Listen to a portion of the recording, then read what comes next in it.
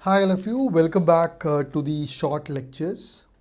Now, having seen this particular heading called Dental Lamina, Enamel Organ and Related Structures, please note you would have already seen lectures on tooth formation on our app. Now, the purpose of this lecture is not to give you those detailed understanding. There's a particular purpose in this. That is, now, see, you might have come across these terms. Okay, dental lamina, enamel organ, and Hertwig's epithelial root sheet. Okay, and then cell rests of serous and or molasses and serous. More importantly, the pathologies associated. You might have seen OKCs developing from dental lamina, ameloblastoma originating from enamel organ, dentigerous cyst originating from reduced enamel epithelium, periapical cyst from Hertwig's epithelial root sheet, like that. Now see, just the purpose of this lecture, again a short lecture, to give you clarity how all these things are connected. Okay, so let's go ahead and understand this particular lecture. Okay, now it all starts with, you all know that it all starts with the rupture of buccopharyngeal membrane. Okay, it all starts with this. Okay, now this is a detailed lecture on how the dental lamina forms and all.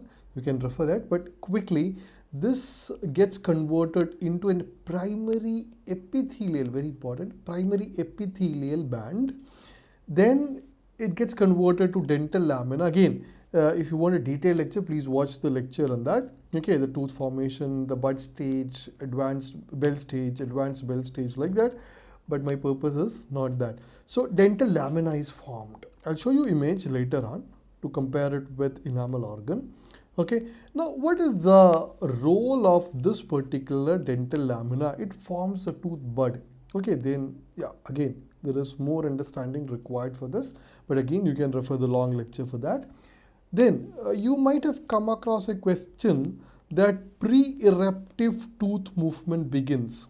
Please note, it begins with the formation of dental lamina. Okay, you might have seen this question. Pre-eruptive tooth movements begins, different option, but please note, pre-eruptive tooth movements begins with this particular formation of dental lamina. Okay, now it's not over yet. Please note, okay, so we have seen epithelial band becoming dental lamina. Now, this is where things starts changing. This dental lamina, it gets converted to a remnant, okay, that is cell rest of serous. Okay, cell rest of serous, very important. Molasses you're going to see very soon. Okay, so this is very important. The lamina becoming serous. Okay, enamel organ will become molasses. Okay, we'll see that, but more understanding is required there, I'll tell that. Now, here is what the pathology starts. Okay, cell rest. You would have seen many pathologies rising from cell rest of serous, some of them from molasses, some from Hertwig's epithelial root sheet, some from reduced enamel epithelium, like I told you already. Let's see each. Now see, the pathology is associated, you can remember this by a short form called gloss. Okay, or good gloss or whatever. Okay, GG, double G is there, gloss. Okay, not double S, double G. Okay, now see, very importantly, gingival cyst of newborn and adult. There is another cyst called palatal cyst, which is again Epstein pearls and bones nodules, which is not related to this. But then there is a gingival cyst of newborn and adult associated with cell rest of serous. Okay, cell rest of serous. Then glandular odontogenic cyst, again two G's, glandular odontogenic cyst. Now, next is lateral periodontal cyst. Okay, lateral periodontal cyst, and then OKC, very important. Now see, another thing I just want to add here is, different cysts and tumors have got multiple origins. What we're looking here is an MCQ perspective, the most common origin kind of thing. Okay, so, and one more thing just to add here, OKC, all these cysts and everything, detail, it's an oral pathology topic. My purpose here is to mix up your oral histology with oral pathology and give you a better understanding here. And one more thing just to add here from the serous or dental lamina you can call, okay? More importantly, dental lamina, originating is the supernumerary teeth. So gingival cyst of newborn, glandular odontogenic cyst, lateral periodontal cyst, OKC and supernumerary teeth. Okay, very, very importantly, I want you to remember at least OKC. Okay, or you should remember OKC. Now, yeah, this is the structure I was talking about. Okay, so you see here, this is the dental lamina. Okay, this kind of connection here. On top, you can see, okay, I'll just use this black pen. See this is the oral epithelium, or what forms from the buccopharyngeal membrane. Okay, below that you can see this structure, which is the dental lamina. Okay, and from there you're going to see enamel organ. Okay, you're going to see enamel organ, and from this two parts of enamel organ, should I use some other color? Okay, I think black is better. You have the outer enamel epithelium, inner enamel epithelium joining together. Later on you will see Hertwig's epithelial root sheath being forming, which forms the root. Okay, we'll come to that. And that again, okay, so this is the basic understanding of the initial part, that is the dental lamina. Now we're going to see enamel organ. We'll advance into Hertwig's epithelial root sheath and some very important structures, or I would say pathologies associated with each of these structures. So hope you understood this much. Now, having said that, further development of your dental lamina gives rise to enamel organ. I would say enamel organ is from the dental lamina. And what is the purpose, or what does enamel organ does? We saw as such the dental lamina gives rise to your tooth buds, but the part of enamel organ gives rise to or forms enamel. Again, a topic which you have a detailed lecture there to understand the basics, but now my purpose is to give you a short overview of the connections.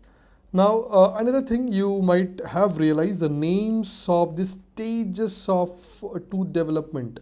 Okay, stages of tooth development, that is your bud stage, bell stage, advanced bud stage, is all based on the shape of this enamel organ. Okay, now again coming to the pathologies part. Okay, pathologies associated with enamel organ. There we saw dental lamina, which was gloss. Here we're going to see AAPD. Okay, hope it's a very familiar term, American Academy of Pediatric Dentistry. If you're preparing for entrance preparation, you would have come across this term, AAPD. So A for ameloblastoma. Please note. Okay, I'm sorry. Please note, ameloblastoma is from the enamel organ. It's associated with your ameloblast, isn't it? A tumor. Okay, again, details are there in oral pathology lectures on ameloblastoma. I'm not going into that.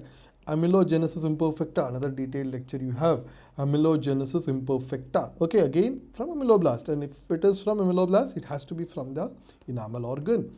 Okay, then primordial cyst. Very important, you would have come across this question, primordial cyst.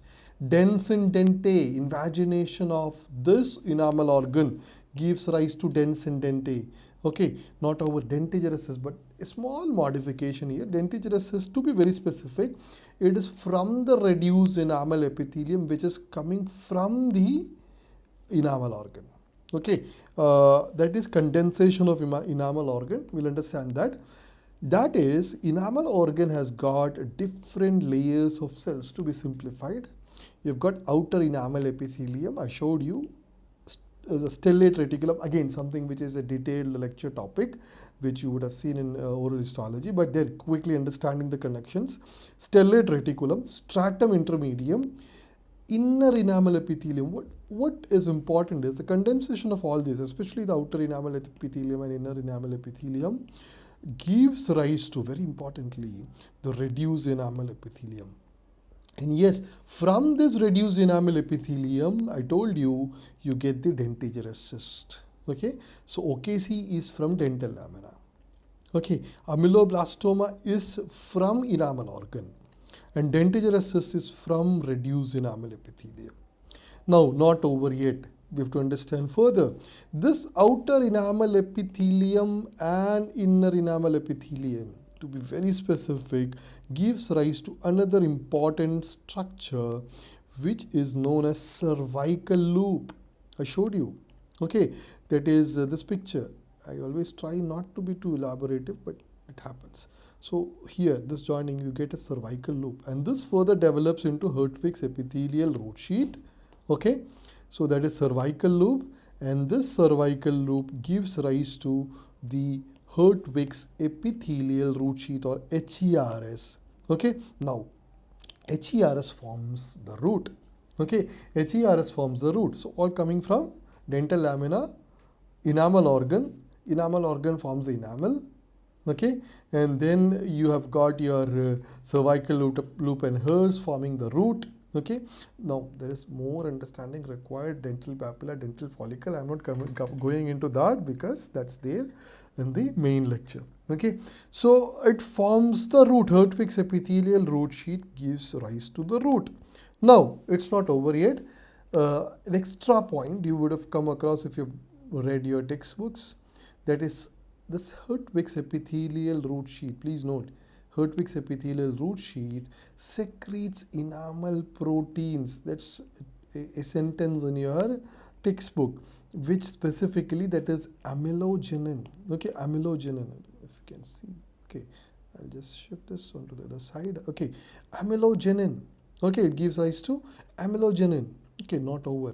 We are where? Hertwig's epithelial root sheath. I think that's a better place. Okay. So now, Hertwig's epithelial root sheath gives rise to its remnants known as cell rest of molasses. Again, something related to periodontal ligament you would have seen. A periodontal ligament contains which type of remnant? Cell rest of molasses. It has to be there because it's coming from Hertwig's epithelial root sheath. So that's how you can remember it. Okay. Now, not over. Okay. Going further, you have your cell rest of molasses giving rise to some pathologies. So we saw pathologies associated with dental lamina. We saw pathologies associated with, that is, the gloss. Okay, then pathologies associated with your enamel organ. Now we are going to see pathologies associated with cell rest of molasses and HERS, because molasses coming from HERS. So what are the pathologies, or what are the short forms you should remember? Very simple, only 3 there, but that is APP. So gloss, AAPD and APP. So don't get confused, AAPD and AP. Now see, an extra point which is there in your endodontics, not here. Okay, in your textbook of endodontics, they say that accessory canals, root canals at the apex. Okay, now there is one theory saying that it's due to the break in the Hertwig's epithelial root sheath. So again, not molasses to be specific, it is from hers. Okay, there is the break in the sheath. Okay, molasses to be specific, I'll tell you, but then understand that they can confuse you with options. They can even give you molasses or hers. To be very specific, if you want to choose between molasses and hers, for this one, for accessory canals, and the next one I'm going to say it's hers. Okay, now that's accessory canals at the apex. Now pulp stones, to be specific, true denticles, not the false denticles. So there's a theory again in your textbook saying that the inclusion of the remnant of hers, what is remnant of hers? Molasses.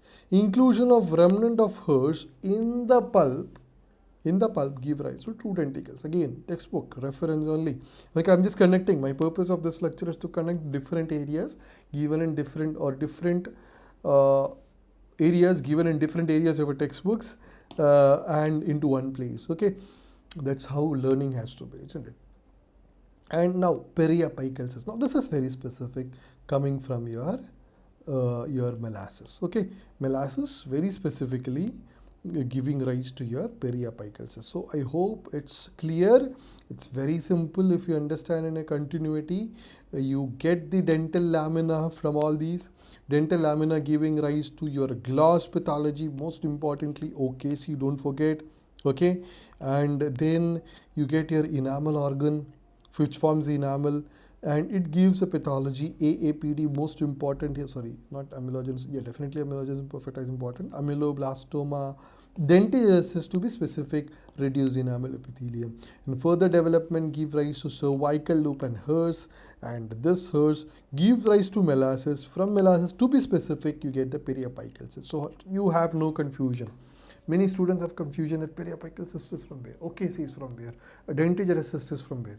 Okay, so I've removed the confusion. Besides that, you get your accessory canals and pulp stones. Definitely, when you get a question in your exam, okay, asking that, you would have never imagined that pulp stones has any connection with your Hertwig's epithelial root sheath, because you studied pulp stones in different subject, accessory canals in different subject, and definitely Hertwig's epithelial root sheath as such you study it in oral histology.